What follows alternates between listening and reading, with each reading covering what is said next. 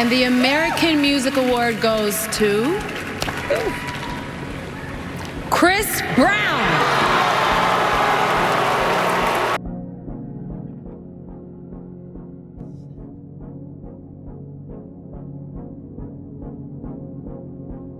Now, Chris Brown is not here tonight, so I'm accepting this award on his behalf. Excuse me, chill out. But I want to tell Chris, thank you so much for making great R&B music. And I want to tell him, thank you for being an incredible performer. I know I'm standing in front of GOAT right now. I gotta keep my humble like modesty. But because I'm not gonna be humble for you. You can be like, humble, but yeah. let me floss for you. Alright, for sure. You're the GOAT. Ain't nobody can fuck with you right now. Thank you. Yo, what's up tout le monde? Welcome back dans cette nouvelle année de 2023, GOAT Year. Cette année, on va bouger sur la chaîne. So yeah, let's go! Aujourd'hui, nous allons parler d'un artiste qui a souvent été critiqué, controversé. Oui, je parle très bien de Chris Breezy, aka Chris Brown. Et ouais, avec cette vidéo, on va compléter l'univers de Rihanna et Chris Brown sur la chaîne. Let's go! Let's go, bitch!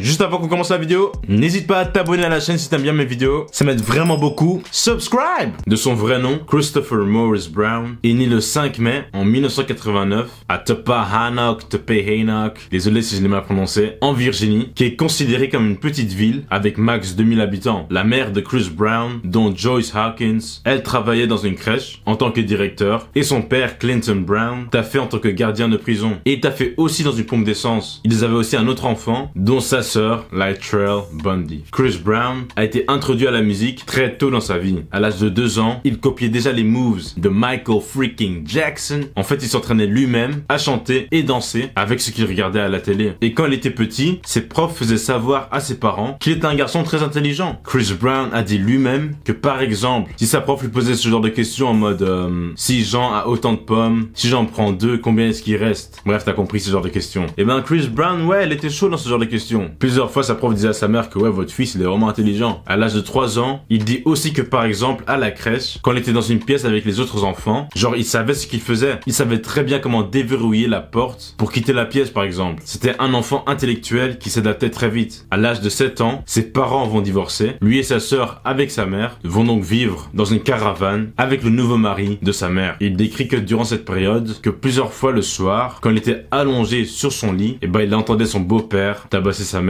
Ouais, ça par contre, ouais, ça craint de ouf. Puis, un beau jour, à l'âge de 11 ans, sa mère, justement, va surprendre Chris en train de mimiquer Usher sur le son My Way. Et sa mère, ça l'a vraiment étonné. Elle était vraiment en mode, God damn! Depuis quand tu chantes aussi bien? Et comme Chris Brown l'a dit, sa seule réaction, c'était, well, yeah, maman. Depuis là, il va rejoindre la chorale de son église. Il va participer à plusieurs concours de talent. À l'âge de 12 ans, il savait très bien que être chanteur, c'était son destin. C'était vraiment ce qu'il voulait faire de sa vie. Il était confiant qu'il voulait devenir comme ses idoles, dont Usher, Michael Jackson et même James Brown. What makes a big head so hard? Woo! Ouais. Sorry, c'est parce que j'ai regardé le film James Brown il y a pas longtemps. Et ouais, j'ai vraiment kiffé. Allez le voir, yeah. Bref, let's keep on track. Il avait pas peur d'essayer d'être comme eux. Il se doutait pas de lui-même. Il se disait juste, ok, si je veux que ça marche, je dois juste travailler dur. Now, when did you know, when you were younger, this is really what you want to do, man? I knew ever since I was 2, I always was dancing, performing, always. But like, I guess I had to say I was around 11 or 12 when I found out I could sing. And do you have any church background? You do any of that kind of thing, or just basically did you go to school for it, or how'd you get started? Actually, I did start in the church. I started just when I found out I could sing. I went to school, so I was singing to the girls, obviously. But I went to different churches and just sang, and they was like, yeah, he can sing. So that's how it basically started off. son travail va porter ses fruits. Ça se dit encore ça? Anyways, à l'âge de 13 ans, une production locale qui s'appelle Hit Mission Records va le découvrir à la pompe d'essence de son père pendant que eux cherchaient de nouveaux talents. Mais ça, c'est l'histoire que beaucoup de gens sont au courant. Mais si tu creuses dans l'histoire, ce n'est pas juste à une pompe d'essence où on l'a découvert. Parce que je ne sais pas si tu es au courant, mais t'inquiète, je suis là pour ça. C'est qu'en fait que Chris travaillait déjà sur ses propres mixtapes avec des vrais gangsters vraiment de son quartier, avec qui il se déplaçait souvent pour enregistrer ses sons. N'oubliez surtout pas le fait que ouais, il était encore petit. I know everybody probably look at my old like discography and be like, yeah, he got picked up at a gas station. And but no, my daddy worked at a gas station at the time. So basically, what happened with me is I would hang with a certain group of people that wouldn't be particularly liked, you know. But I would also tell my mom like, hey, mom, I'm working with these people. We doing some music, so. I would, you know, be able to get out of school early or go to certain places and always record songs. But they'd be like, the people I was with, some gangsters. So. La production va donc lui fournir un voice coach pour encore plus améliorer sa voix. Et ils ont fait une petite démo que la production a envoyée à plusieurs contacts à New York pour qu'ils puissent obtenir un record deal. Mais après le truc, c'est que dans cette démo, il y avait plusieurs artistes. Il y avait des rappeurs dedans, il y avait même des groupes, que ce soit hommes ou femmes, qui eux aussi voulaient percer bien sûr. Il y avait que Chris Brown, le petit enfant là qui chantait dans cette démo, qui vont envoyer au label Def Jam, qui faisait partie de leur contact. Tina Davis, qui était un scout à la recherche de nouveaux talents, pour le label bien sûr de Def Jam Recordings, elle était très impressionnée par sa voix, qu'elle décrit comme très unique. Elle le voyait déjà comme une star. Il va donc arrêter l'école à Essex High School en 2004 pour justement vivre à New York et poursuivre sa carrière musicale. Tina Davis va donc directement présenter Chris Brown à son boss, qui dans le temps était Antonio L. Reid, qui lui aussi d'ailleurs était très impressionné. Il a même voulu le signer le jour même, mais Chris Brown va refuser. Mais les négociations vont durer plusieurs mois jusqu'à que Tina Davis puisse perdre son job à cause d'une fusion avec une autre entreprise. Chris Brown lui était au courant qu'elle avait perdu son job, donc il va demander à Tina Davis si elle est chaud de devenir son manager, une chose qu'elle va bien sûr accepter parce que comme elle a dit elle-même, elle sait que Chris Brown a beaucoup de talent et elle veut faire partie de son succès. So you sent in a CD? Well, shit, not even me, the people I was with. Like you obviously I was working to becoming an artist and wanting to do it, but I was under a conglomerate. You know what I'm saying? Like you got a Murder Inc. and you got Gene or whatever, how you got a gang of artists. Right. I was in that conglomerate. I just was the only kid that sang. Right. So I think they only had 1 or 2 demos from me.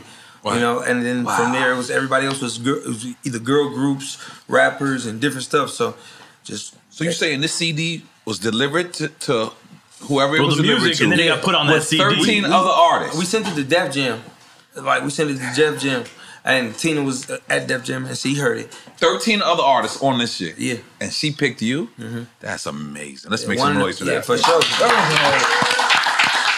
De là, ils vont recevoir plusieurs offres de plusieurs labels comme J Records, Jive et Warner Bros. Tina Davis va accepter l'offre de Jive pour plusieurs raisons. Déjà de 1, ils avaient beaucoup de succès dans la catégorie hip-hop and R&B, dont T-Pain, Usher, R. Kelly. Et une deuxième raison, parce qu'ils ont aussi beaucoup de succès avec leurs jeunes artistes dans la catégorie pop, qui dans le temps était Britney Spears et Justin Timberlake. Le label avait aussi cette compétence d'être vraiment chaud sur le côté pop et aussi dans la longévité des carrières. Mais bon, on va pas se mentir que R. Kelly, Britney Spears, c'est plutôt bizarre maintenant. R. Kelly est en prison et Britney Spears, pour être honnête, je comprends plus rien en fait. Ouais. Le seul truc négatif, ce qui craint un peu avec ce label, je trouve, c'est que Chris Brown, à ce moment-là, le gars il voulait chanter et rapper en même temps. Mais eux ils étaient en mode nope.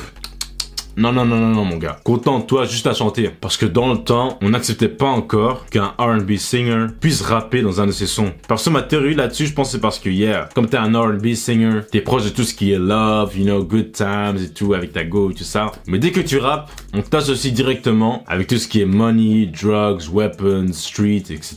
Et je pense pas qu'en tant que R&B singer, tu pouvais te permettre de transitionner en fait dans tout ce qui était rap, justement pour ces raisons pour lesquelles ils sont associés. Je pense que vous avez compris ce que je voulais dire, mais c'est ma théorie en tout cas de ça en fait. Mais ces jours-ci, maintenant un R&B singer peut tranquillement rapper sur un son, personne ne va rien dire. Mais bref, anyways, en 2005, après avoir enregistré auprès de 50 sons durant 8 semaines, Chris Brown va sortir son premier studio album le 29 novembre cette même année, intitulé Chris Brown. À la sortie de l'album, pour le magazine Entertainment Weekly, il dit qu'il espère d'être le prochain Michael Jackson. Et franchement, pour un premier album, c'était un succès de fou. L'album va débuter en 2e place au Billboard avec 154 000 copies vendues dès sa première semaine. L'album va vendre 3 millions de copies aux États-Unis et 6 millions mondialement. Et l'album sera certifié Triple Platinum. So yeah, pour un premier album, on peut dire que c'était un succès assez correct. Très correct même. Dans l'album, il y a le lead single Run It.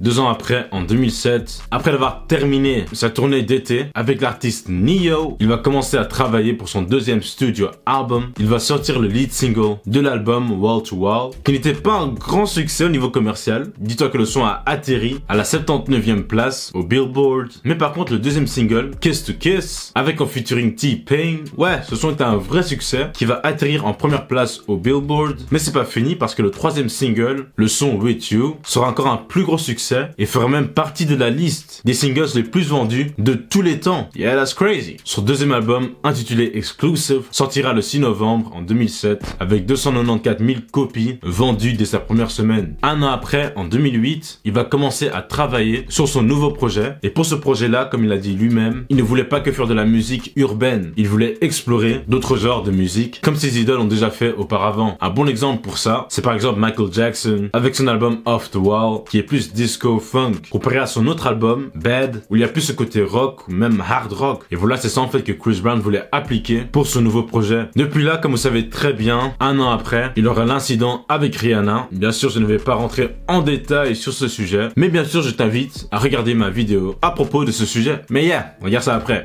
I was wrong for what I did, and I would definitely say that it's not something that I look past or look over. It's something that's really touchy. And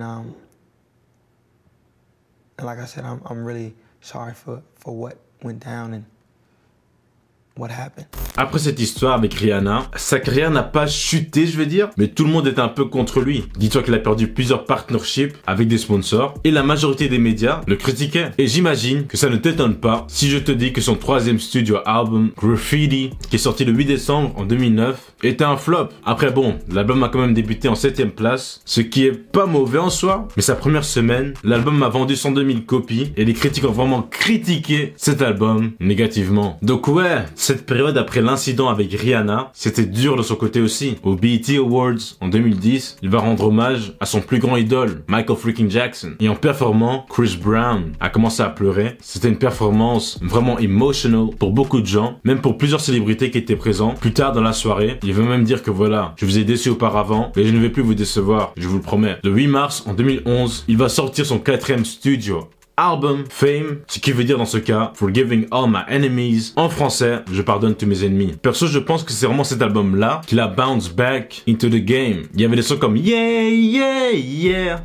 Yeah, qui était un succès de malade au niveau international. Le son était dans le top 10 dans plusieurs pays. T'avais aussi le son She Ain't You, qui était aussi un succès. Il y avait aussi le son Next to You avec Justin Bieber, où ils sont en mode apocalypse dans le clip et ils se sacrifient pour leur meuf, qui était un banger. Et bien sûr, t'as aussi le son Look at Me Now avec Lil Wayne et Busta Rhymes, qui était le rap song le plus vendu cette année-là aux États-Unis. So yeah, on peut dire qu'il a fait des bangers after banger. Look at me now, look at me now, oh, I'm getting paper, look at me now, oh, look at me now, yeah, I'm fresher than a motherfucker. Depuis là, il va gagner un Grammy pour le meilleur R&B album. Ce qui est drôle, c'est que normalement, pour cet album, Chris Brown voulait au moins 50 sons dans l'album. Oui, 50. Le label a bien sûr dit hell no. Pas moyen que tu mets 50 sons dans un album. Mais ouais, flash forward à maintenant, Chris Brown il peut te dropper un album à 50 sons et personne va rien lui dire. Mais bon, bref. Ce qu'il va donc faire, c'est qu'il va sortir un autre album intitulé Fortune. Et dans cet album, justement, t'as des sons qui n'ont pas figuré dans l'album Fame. Et je trouve perso que dans cet album, t'as un nouveau genre de Chris Brown. C'est beaucoup plus électro à mon avis. Après, je vais pas vous mentir, à ce moment-là, moi j'écoutais beaucoup la radio. Il y avait beaucoup de sons genre style David Guetta, où t'as genre le chanteur slash rappeur qui fait son bail, puis t'as l'instru, le bass qui fait pratiquement tout. Perso, c'est ce que j'ai ressenti dans cet album, avec des sons comme Don't Wake Me Up, Up, Up, Up, Up, Up. Et bien sûr, le hit single Turn Up to Music. C'est là d'ailleurs où j'ai compris que ouais, Chris Brown, damn, he dances like a god. Non, franchement, he can dance. Shit, non, franchement, il est chaud dans ses pas de danse. C'est un truc de ouf.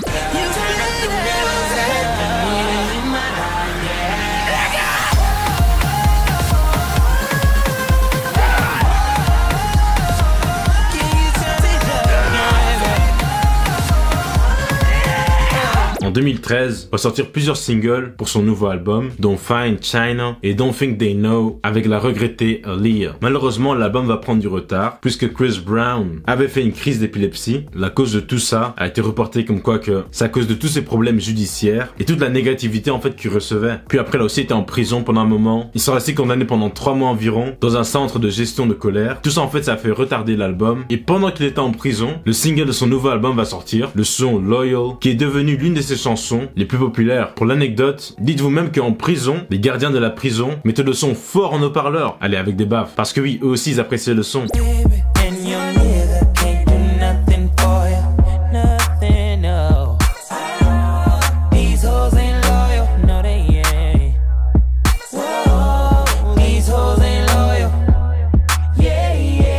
Son album intitulé X verra le jour le 7 septembre en 2014, suivi de 1 an après avec son 7e studio album Royalty, où il pose avec sa fille sur l'album. C'est aussi une des raisons pourquoi l'album s'appelle comme ça. Il dit que ça représente où il est dans sa vie et que sa fille est la plus grande partie de sa vie. Chris Brown va suivre sa discographie avec son prochain projet Heartbreak on a Full Moon, avec 45 sons le fou. Le thème de cet album est dans le titre, Heartbreak, cœur brisé. Donc ça veut dire tout ce qui est des regrets, le fait de ne pas être capable d'oublier une certaine personne, etc. Voilà, si t'as déjà eu le cœur brisé, go écouter cet album. I know que yeah, moi perso, j'ai pas écouté cet album, you know. Never happened to me, so yeah, I'm all good. Ok, écoute, juste, s'il te plaît, juste rentrer à la maison, on en reparlera à l'aise. Tu penses vraiment que je vais revenir après la dinguerie que tu Mais m'as je faite? te dis que j'étais seul, punaise, combien de fois j'ai encore te raconter? Estás loco, considérame como muerta. Quoi?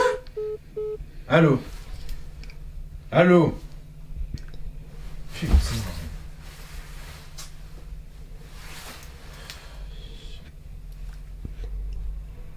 Et qu'est-ce que tu fais là, mec?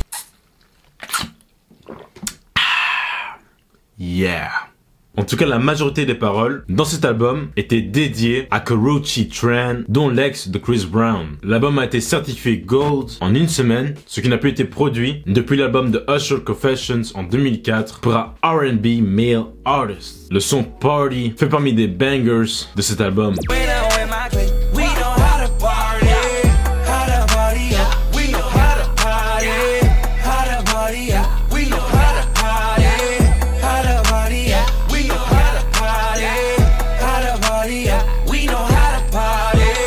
Le 28 juin, en 2019, il va sortir son 9e studio album, Indigo. Laisse un peu calmer niveau quantité de sons. Il y en a 32. Et bon, bien sûr, après, si tu comptes le deluxe version, ouais, c'est beaucoup plus que 32 sons. En tout cas, dans cet album, il y a le hit single No Guidance avec Drake, mais aussi l'autre banger, Heat, avec Gunna. 3 ans après, soit en 2022, Chris Brown va sortir son 10e album, Breezy, dont son nickname. Et je dois vous avouer que cet album m'a vraiment surpris. Franchement, je l'ai écouté, et cet album fait partie de mes albums préférés de l'année 2022. Il y a un peu de tout dans l'album. Il y a du Afrobeat avec Wizkid sur le son Call Me Everyday. Il y a du good old R&B avec le son Warm Embrace. Il y a aussi du rap avec Lil Baby, etc.